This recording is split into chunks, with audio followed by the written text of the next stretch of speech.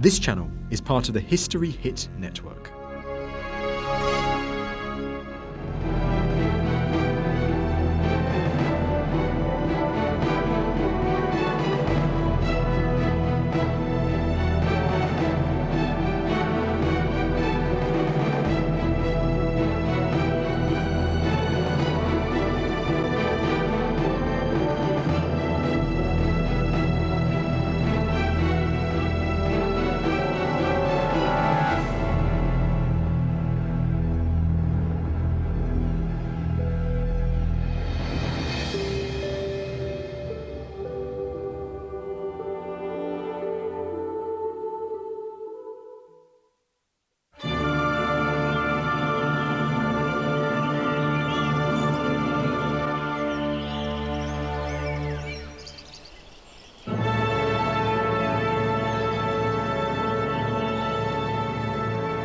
I have a presentiment that one day this small island will astonish Europe. This prophecy of the French philosopher Jean-Jacques Rousseau came true on the 17th of August, 1769. In the Corsican capital, Ajaccio, a child was born who would astonish Europe and the whole world.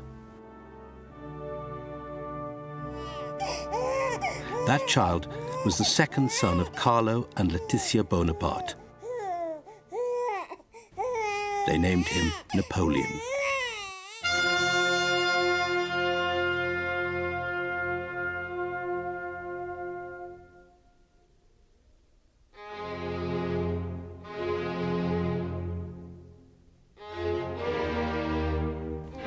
Napoleon is a true icon.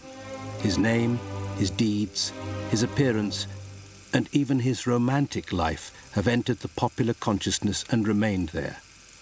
Hero or villain, liberator or oppressor, idealist or power-hungry conqueror. Writers, artists, and filmmakers have all contributed to the mystique surrounding him. Every facet of his remarkable life has been scrutinized, analyzed, and in many cases, romanticized.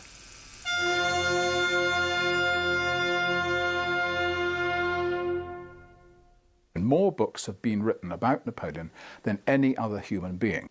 Every generation writes its own version of Napoleon. As Lichtenberg once said, a book is a mirror. And if a monkey looks in, you can't expect an apostle to look out. And what happens is that each generation looks into Napoleon's life as its own mirror and there finds its own image. Dr. David Chandler some years ago said that Napoleon was a great man, but a great bad man. He's a multifaceted diamond, an undoubted genius, the master of so many skills. He also had a large streak of Darth Vader running down him. These days, there are some scholars who have gone as far as to make explicit comparisons between Napoleon and Hitler. There was a degree of megalomania, a determination to dominate one's opponents, and an unwillingness to accept any limits. And in all of those cases, it is possible to draw direct comparisons between Napoleon and Hitler. Unfortunately, particularly in the English-speaking world, a lot of the image of Napoleon is that of someone who was an aggressive warmonger. But the fact of the matter is Napoleon was a very positive force in history. Many of the wars, if not most of the so-called Napoleonic wars, were actually coalitions against Napoleon, various groupings of nations, often bankrolled by England, who were trying to rid Europe of the one true progressive force that it had during those times. It's very easy to look back and judge him according to the standards that we have today. He is remembered for his military skills and for his legislative skills, but I think people always find reason to be able to qualify those achievements and those skills by the darker side of his character, and I think for that reason he's often referred to as that great bad man. If you love history, then you'll love History Hit. Our extensive library of documentary features everything from the ancient origins of our earliest ancestors to the daring mission to sink the Bismarck. History Hit has hundreds of exclusive documentaries with unrivaled access to the world's best historians. We're committed to bringing history fans award-winning documentaries and podcasts that you cannot find anywhere else. Sign up now for a free trial, and Timeline fans get 50% off their first 3 months. Just be sure to use the code TIMELINE at checkout. In 1794, Sergeant Androche Junot, Napoleon's secretary, wrote to his father about his new employer. He is one of those men whom nature is sparing, and whom she does not throw upon the earth but with centuries between them. Few would argue with this description, but his rise to ultimate power was no foregone conclusion. His family, though modestly well-to-do by local standards, held no sway in the larger sphere of French society. Napoleon's childhood was essentially that of a middle-class family living on a relatively small island of Corsica. Not long before Napoleon's birth, only a year or so before Napoleon's birth, Corsica had been transferred from control of Italy to control of France. Indeed, had Napoleon been born, years earlier, he would have been a subject of the Republic of Genoa, the people who actually ran Corsica, and thus an Italian. The real power in Napoleon's early upbringing was his mother, Laetitia. She was a strong woman. She was determined that her children would succeed. And later in life, Napoleon would write about her with not only love, but profound admiration for the will that she exhibited throughout his career. As a schoolboy, Napoleon had shown great early promise, but still needed the help of an influential patron to make progress. The person who was instrumental in getting him to France to schooling, because the family had not the money to do it, was the French governor, who was very friendly with Napoleon's mother. He used his influence to get Napoleon accepted into the military academy at Briand. Briand was the most mediocre of the 10 French academies. Napoleon was mocked for his thick Corsican accent and soon grew homesick. For a boy of that age, going into a boarding school atmosphere anyway is a traumatic experience. To go into a hostile atmosphere where he was in the minority must have been even worse. The French students laughed at his accent. He had always been a difficult child in the sense that he wished to dominate his surroundings. He was now thrust into a situation where that was extremely difficult. The result was that he withdrew within himself and eventually devoted himself with voracious fervour to his studies. He soon made a good impression on his superiors, though, particularly the inspector of military schools. Very regular in his conduct, has always distinguished himself by his interest in mathematics. He has a sound knowledge of history and geography. He is very poor at dancing and drawing. He will make an excellent sailor. He also began to show early signs of leadership. One story tells how he led his followers in a pitched snowball battle that took an ugly turn when snow-covered rocks were thrown. Napoleon had wanted to join the Navy, but his skill at mathematics led his teachers to suggest that his future lay with the artillery, the most prestigious branch of the military. After 5 years at Briand, he graduated at the age of 15 and went on to the École Militaire de Paris. His nomination was signed by King Louis XVI. The École was academically far in advance of Briand. Again, Napoleon felt out of place amongst the snobbish young gentlemen, but it did not stop him graduating with distinction after only 1 year. His achievement in gaining a commission in the artillery should not be underestimated. Few students passed the test for admission, but on 1st September 1785, Napoleon became a lieutenant in the La Feur regiment. His military career proper had begun. At Valence, where the La Feur regiment was stationed, Napoleon spent a year learning the artillery officer's craft, whilst increasing his already formidable knowledge of history. Meanwhile, things were happening in France that would soon influence young Lieutenant Bonaparte's future.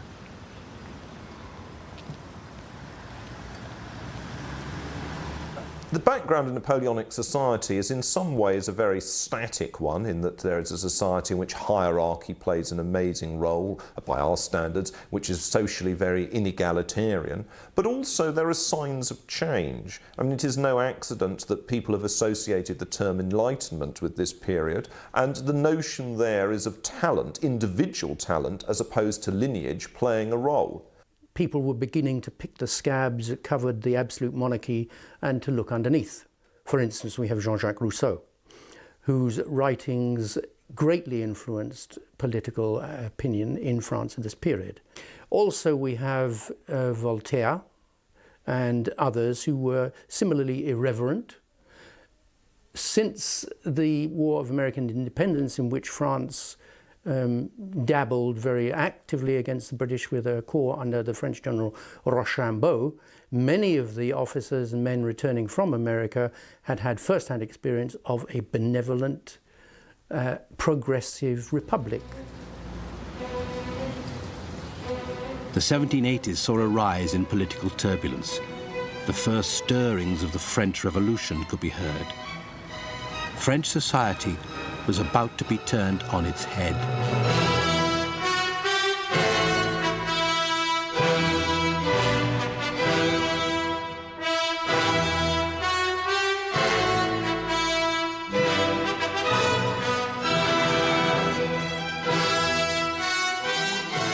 As Napoleon is growing up in the 1770s and 1780s, what he witnesses at first hand is the terminal delegitimation of the French monarchy, as those traditional and legal resources of legitimacy which had sustained the French monarchy for more than a millennium fade and crumble. France before the revolution was an economic basket case. The budget was terrible. The king was entirely too timid when it came to raising taxes on the one group of people who could really afford to pay them, which was the nobility, and for that matter, the clergy. Most of the taxes were paid by the group of people least able to pay them, which was the third estate, which was the Paris working class or the peasants. But it also included the middle class, the merchants, the lawyers and doctors and other sorts of folks. The political disquiet brought about by the teachings of Rousseau, Voltaire, and the returning French officers from America had polarized the situation extremely. And the climate was ripe for something to happen. Though Napoleon couldn't have known at the time, the revolution would provide the perfect springboard for a young man of exceptional ability.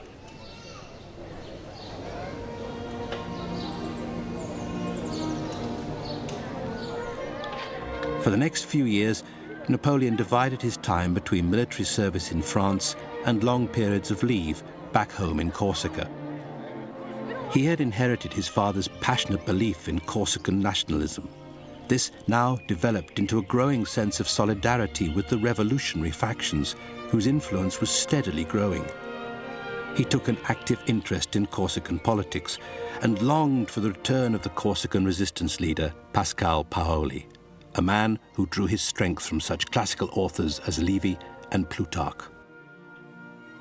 I defy Rome, Sparta, or Thebes to show me 30 years of such patriotism as Corsica can boast.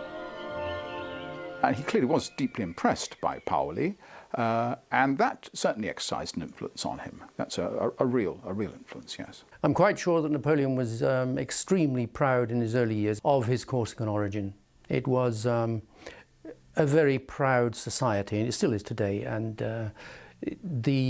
this didn't wash off him at his early stage.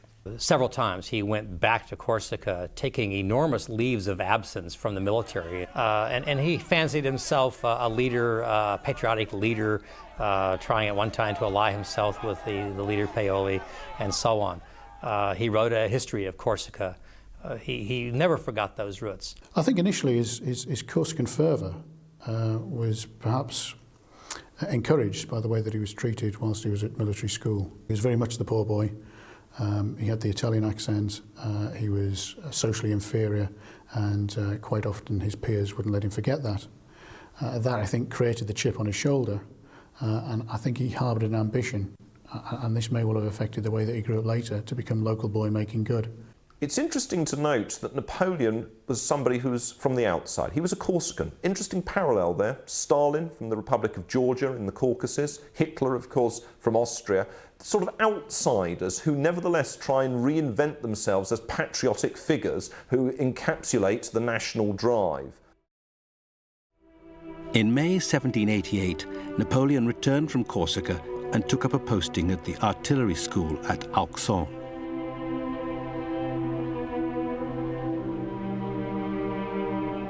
His Republican sympathies were strengthening rapidly. His reputation as a supporter of the revolution was growing.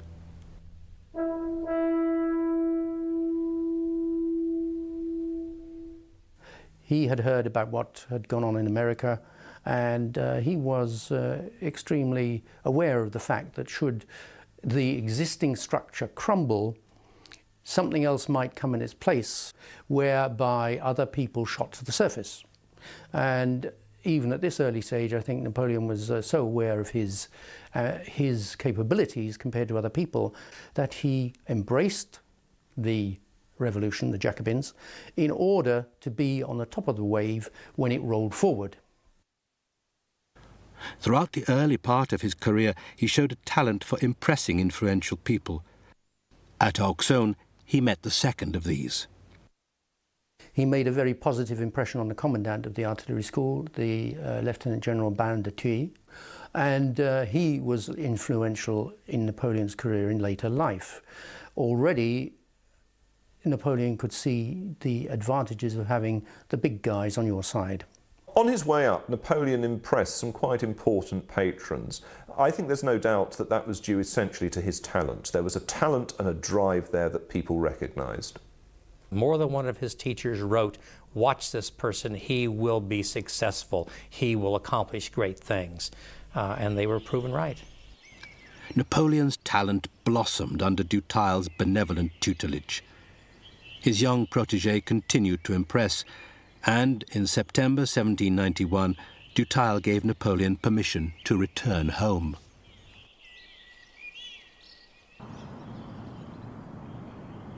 Back in Corsica, Napoleon immersed himself completely in island politics. Now a fully fledged Jacobin supporter of the revolution, he tried to win the Corsican people the right of self-government, whilst remaining an officer in the French army. To this end, he displayed great cunning and resourcefulness. He managed to obtain an official appointment as an adjutant major assigned to Corsica. He campaigned for a national guard to be formed, and with extensive bribery, was elected a lieutenant colonel in the 2nd Battalion. He hoped to become a close associate with his childhood hero, Paoli. But two things happened. Firstly, Paoli didn't want to know because the Bonapartes, that is Napoleon's father, had deserted Paoli after the French conquest of the island. That's the first thing that happened. And the second is that it turns out that as the politics of Corsica developed, Paoli, it turns out to be very much on the right. Paoli was still rousing up the pro-royalist and anti-French governmental forces. It came to a civil war on the island. The newly returned Pascal Paoli put his support behind the royalist counter-revolutionaries. Violent riots followed, and Napoleon was obliged to use force against his fellow Corsicans. It made him deeply unpopular and signalled the beginning of the end of his love affair with both Corsica and Paoli.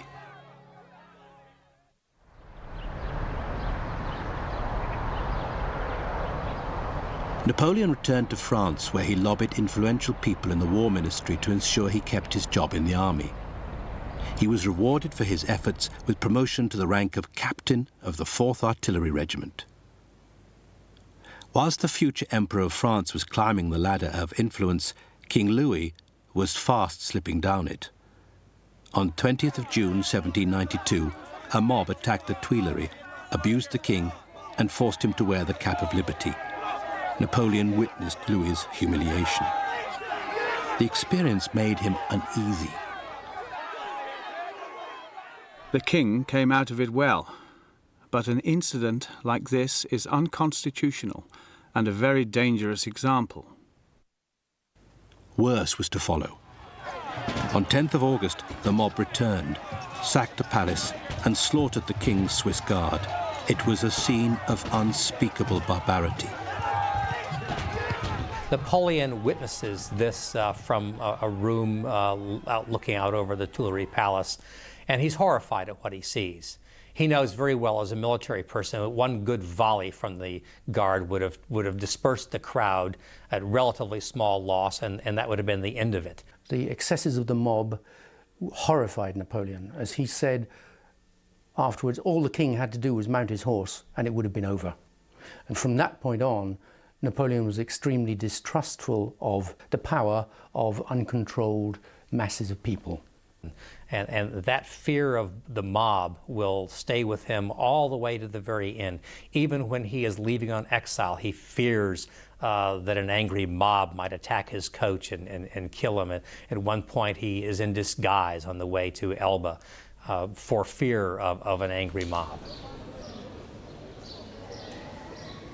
In September 1792, Napoleon yet again got the authorities to grant him leave to go back to Corsica, ostensibly to help his family. In reality, he still harbored political ambitions on the island. By now, relations with his old hero, Paoli, were strained. A split was inevitable. When it came, Napoleon was forced to flee the island with his family in tow, leaving their estates and property behind them. It marked the end of his involvement with his homeland. To say, as some do, that Napoleon chose France as opposed to choosing Corsica is therefore a slight bending of the truth. He was kicked out in disgrace. It must have been deeply disillusioning for him. Without a territorial or a locational pole star around which to centre himself. It's similar in a way. One should be careful about drawing too close analogies with Adolf Hitler, but there are certain similarities, and that is one, of course, that Hitler was a German patriot who found himself outside Germany. And the same kind of problem of identity we find in Napoleon. In June 1793, he returned to France to begin the next stage of his remarkable career. He was still only 23. The revolution had by no means taken control of the whole of France, and a state of virtual civil war existed in many places. For Napoleon, this continued factionalism weakened France and made her more vulnerable to attack from her neighbors at a time when she needed to be united and strong. Napoleon wrote a philosophical essay, Le Souper de Beaucaire, in which he attacked the wrong-headedness of those who fought against the new regime. Instead, he advocated unquestioning support for it and an end to civil conflict. Advance to the walls of Perpignan to make the Spaniard, who has been puffed up by a little success, dance the carmagnole. It was a revolutionary writing, basically a discussion taking place over a supper in the village of Beaucaire, and the main protagonist is arguing in favor of France unifying behind the revolution and casting aside these ideas of bringing back the royalist government. Napoleon wrote that, I believe, because that's the way he felt. He wanted a unified France. And I think in many ways he was right, because at that time the French armies were fighting for the life of the revolution. If they were to lose those revolutionary wars early on, then France probably would have reverted back at a very early stage to an absolute monarchy, or as near to it as possible. And it would have been stifled very early on. And so I think he believed it was everybody's duty. It was, I think, a genuine reflection of Napoleon's attitude towards republicanism at that point. It was not his political manifesto. It was not Hitler's Mein Kampf, it was not Mao's Little Red Book in any way, shape or form. Napoleon was a highly intelligent intellectual who read a great deal, read voraciously, and liked to reread texts again and again. He read Goethe's Sorrows of Young Werther, for example, on several occasions, and Rousseau's La Nouvelle Héloïse. So he's an intellectual, and he likes to put pen to paper, as intellectuals do. Writing Le Souper de Beaucaire was an astute move on the young captain's part. While it undoubtedly reflected his true feelings, it was exactly the kind of thing that would appeal to France's new revolutionary masters. It certainly appealed to the Republican lawyer, Antonio Cristoforo Salicetti. He was a fellow Corsican who had represented the island in the Estates General in Paris. Like Napoleon, he was a disillusioned supporter of Paoli, no longer welcome in his homeland. He had returned to Paris and become a member of the Convention, the new legislative body of the Republic. His job was to ensure that the officers of the Revolutionary Army were towing the party line. It was a very hard school, revolutionary warfare. Indeed, a general, for example, was much more likely to be executed by his own side than to be shot by the Habsburgs, by the Austrians. Indeed, if he were fighting the Austrians, the chance of getting killed was remote. But there was a real chance of being killed by one's own side in 1793-4. Generals were being executed left, right and centre. And further down the chain of command, officers of, for example, Major Bonaparte's rank too were being excluded, locked up and so on. So this is a very fluid, very difficult, very dangerous situation. Salicetti and his colleagues were feared men. Their bad opinion could lead to dismissal or even death. But to find favour was also to find advantage. Salicetti is one of those interesting people in Napoleon's career. There were a number of people who helped Napoleon rise to power over the years, the Count de Marbeuf, for example, and others. Salicetti is one of the most important. He becomes representative on mission. He is one of the major players in the southern part of France where Napoleon is stationed, and he's also a fellow Corsican, and so there's a tie there, and they get to know each other quite well. And on several occasions, it is Salicetti that gives Napoleon an opportunity to prove himself. Napoleon once said, when an officer was recommended to him as a man of exemplary skill and courage, he said, "But is he lucky?" Which in a way is a very acute question. Great commanders, great politicians need to be lucky. They need to be the right people in the right place at the right time. And it turned out in 1793 that Napoleon was in the right place at the right time, and helped on by Salicetti. And if he had not been there to give Napoleon, as it were, the first helping hand up into the saddle, then who knows what might have happened.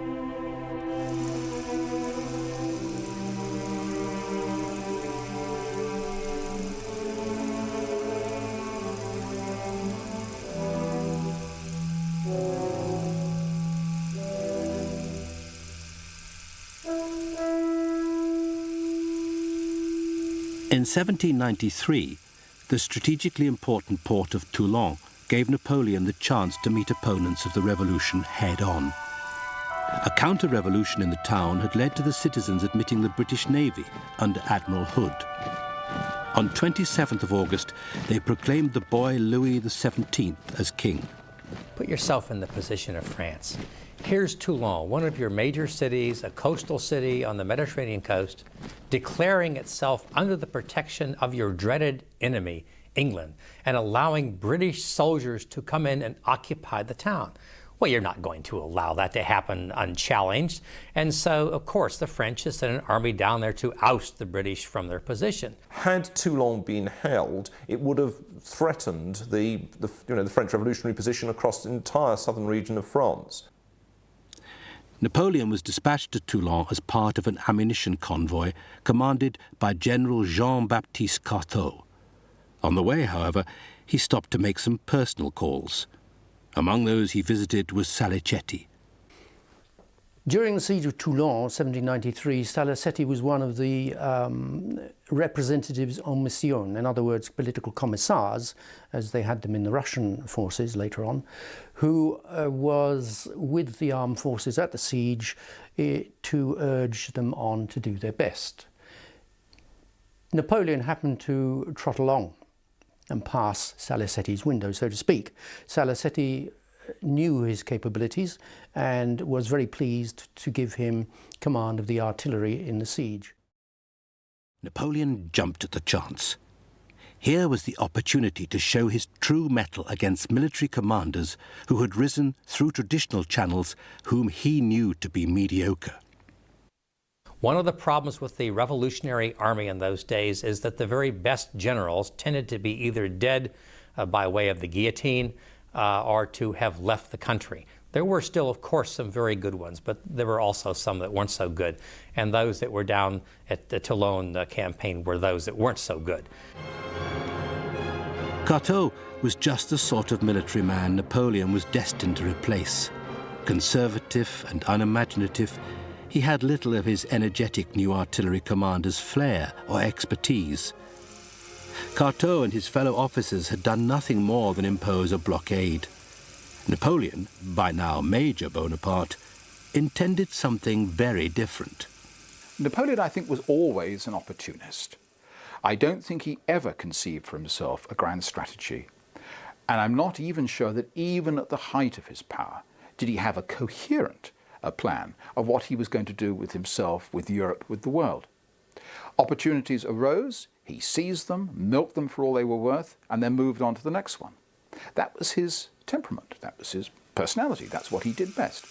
And so in 1793, when the opportunity arises to expel the British from the port, he seized that with both hands and made the very most of it. The problem, of course, though, was, again, he didn't have very good commanders. And while he came up with some excellent ideas, his commanders sort of hemmed and hawed, and they said, oh, this young upstart, you know, we'll sort of ignore him. They couldn't ignore him entirely, though, because he had the political connections. He got the job because of Salicetti and Augustin Robespierre. Napoleon understood also his political power, and he actually wrote to Paris and said, you've given me idiots for generals. Get me some good generals down here who know what they're doing. His request was granted in the form of a welcome face from the past, General Jean Dutile. Dutile was now elderly and in poor health, and was quite content to let Napoleon have free rein. Carteau had been replaced by General Dugommier, who was nominally in charge of the forces at Toulon. But there was no doubt who was really in control of events. Now, at last, the young man from Corsica could come into his own. Napoleon lost no time in seizing his opportunity. The weak spot in Toulon's defense was Les Guillettes, a fortified promontory between the inner and outer harbors. If it fell, both harbors would become untenable for the defenders. If Napoleon could take Les Guillettes, Toulon would follow. The focus of the promontory's defenses was Fort Mulgrave, known to the French as Little Gibraltar. Napoleon took full advantage of the hilly terrain to site new batteries and had soon assembled a formidable array of artillery. He shelled Admiral Hood's ships with great accuracy. Then he brought the guns in close and began a softening up barrage against the fort. The defenders replied with a fusillade from 20 guns and 4 mortars. During the 48-hour exchange of artillery fire, Napoleon had his first brush with death when the wind from a cannonball knocked him off his feet. By 17th December, Napoleon judged his artillery had done its work. He recommended that Dugommier finish off the job with an infantry charge. Dugommier, like Carteau, was a hesitant commander. The charge was half-hearted, and losses were heavy. Napoleon himself then led a second charge with only 2,000, which took them to the walls of the fort. After 2 hours of vicious hand-to-hand fighting and many more casualties, the fort was taken. One of the wounded was Napoleon himself. Never far from the thick of the action, he had been stabbed through the leg by a pike. At first, it was feared that amputation would be necessary. Fortunately, a surgeon offered the second opinion that the wound was not as serious as was first thought. He couldn't have done what he did in 1793 at Toulon without, of course, military support. He didn't do it all by himself. There was the army, and most important of all, there were the guns for him to use. The revolutionary armies had inherited from the old regime a magnificent artillery, both in terms of its organisation and in terms of its ordnance, in terms of its hardware. But it was Napoleon Bonaparte who took those tools, both human and material, in the summer of 1793 and put them to good use. Napoleon in the siege of Toulon shows the mixture of ability, drive and political positioning which is to help take him right through to supreme power in France. Here was a remarkable young officer with the potential to do great things for the new republic. General Dugommier in particular was impressed. I have no words to describe Bonaparte's merit. Much technical skill, an equal degree of intelligence, and too much gallantry. There you have a sketch of this rare officer. At this point in time, there was a great seething in the cauldron of French politics. People came, they were beheaded, they fell into disgrace, and it was anybody's game. So at that point, Napoleon was one of those on the rise. His main concern, of course, was to build on his reputation as the conqueror of Toulon and to make sure that political capital, as much as possible, could be extorted from it. Well, there were plenty more twists and turns in Napoleon's career to come after Toulon, but one thing it showed was that he was brilliant at exploiting a success and personalising it, making it look as though it was his achievement and his achievement alone. That is something which every charismatic hero has to learn how to do, to make the most of their charisma. There was a level above which Napoleon would not have risen were it not for the French Revolution. If you look at French generals over the previous century, there'd been people like the Marshal Duc de Richelieu, a member of the Richelieu family, or Marshal Saxe, an illegitimate son of the King of Poland. These were not people born, in the humble backgrounds of Napoleon. So he really gets his opportunity through the revolution. In the revolutionary years, there is a determination to push forward people, however young, and Napoleon is young, who are talented. In December 1793, Napoleon was given the provisional rank of General of Brigade, receiving his full commission in February 1794. With the help of Augustin Robespierre, the chance for foreign service beckoned. Austria was one of several European monarchies to whom revolutionary France posed an enormous threat if she were to develop expansionist tendencies. A sizable Austrian presence in northern Italy also threatened the new republic. A French army under General Dumerbion was sent to deal with it. His general of artillery was the young Brigadier General Bonaparte, who used the subsequent campaign to impress the authorities still further with his tactical abilities and skill at planning. His new commander was full of the highest praise. It is to the ability of the General of Artillery that I owe the clever combinations which have secured our success. The campaign itself proved inconclusive, but Napoleon's progress seemed inexorable. Yet all was not plain sailing. In August 1794, squabbles amongst the new government led to the fall of the hardliners, among them the Robespierre brothers. Following that, there was a great backlash against anyone that had anything to do with the Robespierres and the Terror. Well, Napoleon, in fact, was good buddies with Augustin Robespierre.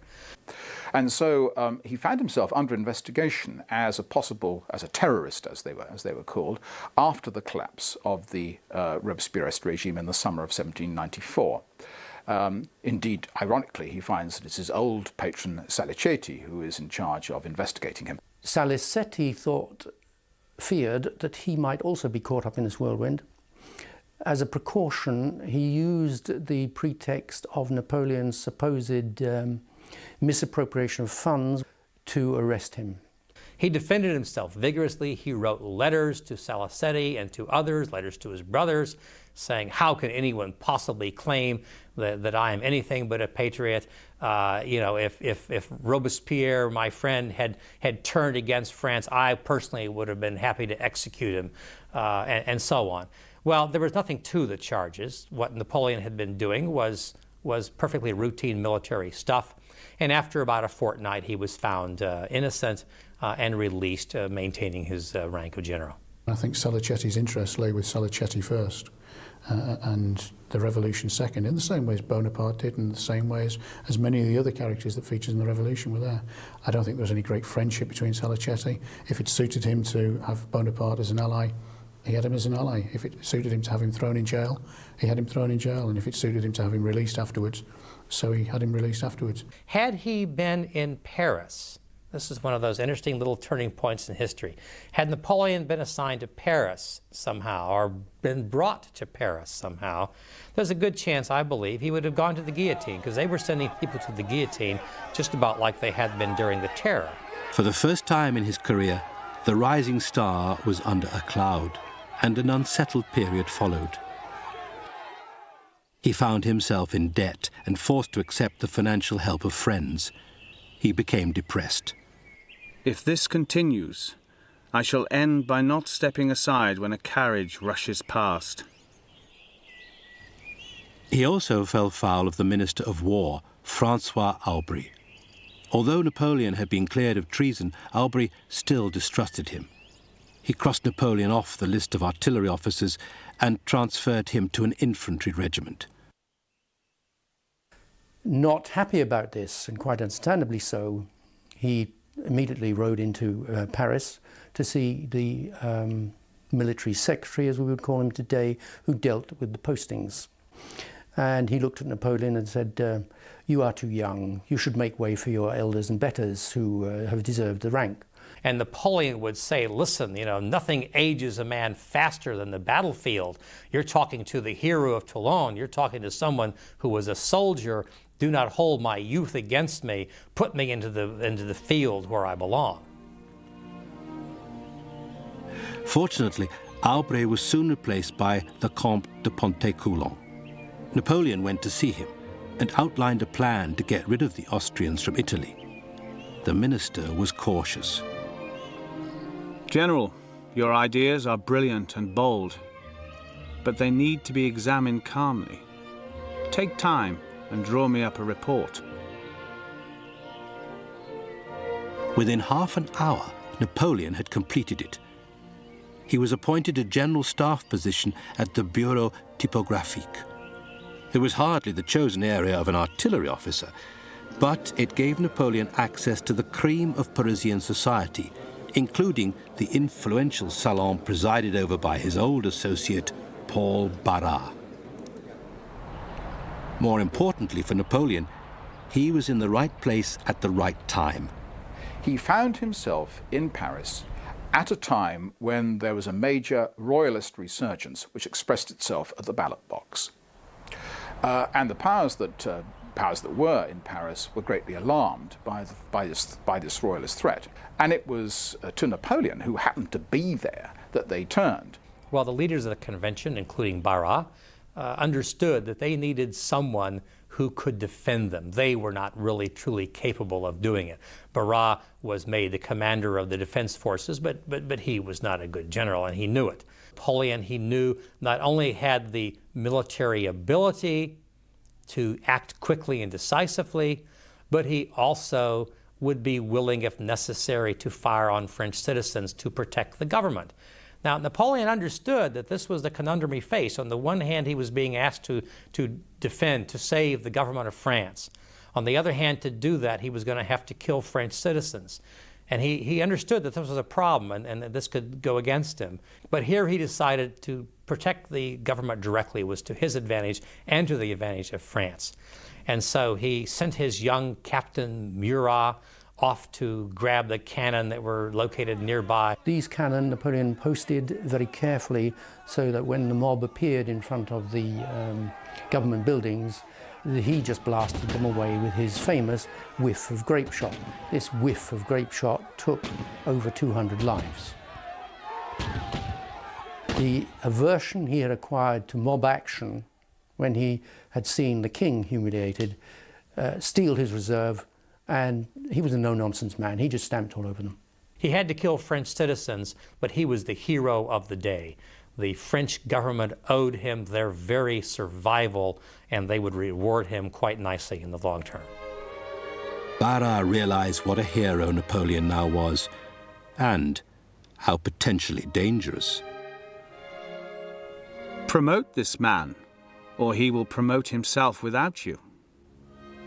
Napoleon's reward was the command of the Army of the Interior. With the appointment came money, celebrity, and, of course, future opportunity. Napoleon had proved himself to be absolutely ruthless in the support of the Republican cause. He was prepared to literally go over corpses to achieve the government's aims. He was regarded as a totally faithful and utterly ruthless, reliable army officer with whom the government could do business. Napoleon is now one of the most popular people in France. He is in demand everywhere. Wherever he goes, people will cheer him. He is invited to participate in the various salons. He is invited to any number of balls. Of course, he is friends with Barras, who was perhaps the most powerful man in France at the time. The two are seen together all the time. Barras is quite the social organizer as well. He's always throwing various parties. And he invites Napoleon to these. And it is at one of these parties, of course, where he meets Barras' mistress of the time, a woman of beauty named Josephine.